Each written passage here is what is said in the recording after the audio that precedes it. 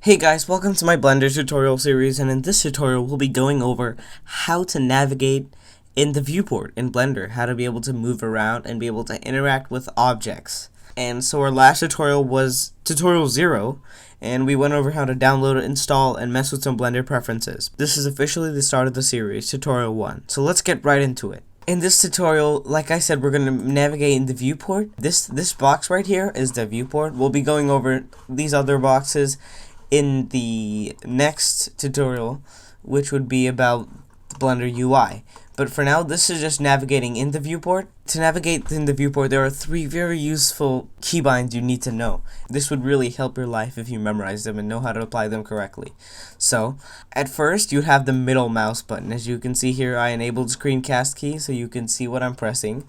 It's the middle mouse. If you hold middle mouse and move your camera, you can just pan around, not just any specific object, you could pan around anything. So, middle mouse is rotating around an invisible median point, and shift middle mouse is panning left to right, up to down, whichever way you prefer. And so if we rotate like this from a top point of view, you can do shift middle mouse, forward, back, right, left. It works all the ways. And so those are really 2 important keybinds. There's a third one you could use. This is also obviously important. The keybind Ctrl, and you hold middle mouse to zoom in and zoom out, but you also could just scroll wheel up and down.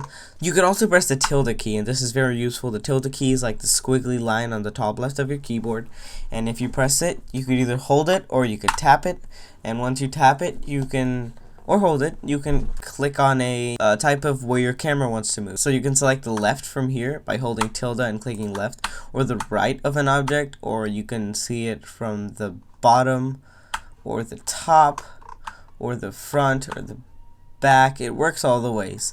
You might have struggles trying to align an object, try to get its perfect rotational pivot point, you might say. But all you have to do is you click on the object. So let's say I'm way off, right? And I can't find where I am.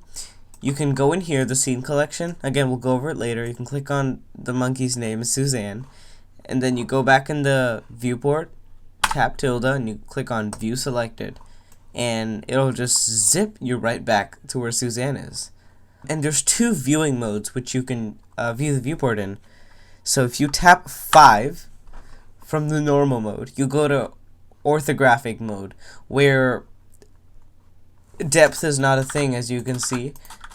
You know how usually objects get smaller as they go back, but in this case, the objects don't get smaller. But now, since we're in orthographic, it looks like this object is bigger than this, but if we go back to perspective, we'll realize they're all the same size, because we're used to seeing farther objects smaller. But orthographic cancels that out, and so you can just tap 5 on the numpad to toggle between them. And so that's really it for today's tutorial. Thank you guys for watching, and I'll see you in the next one.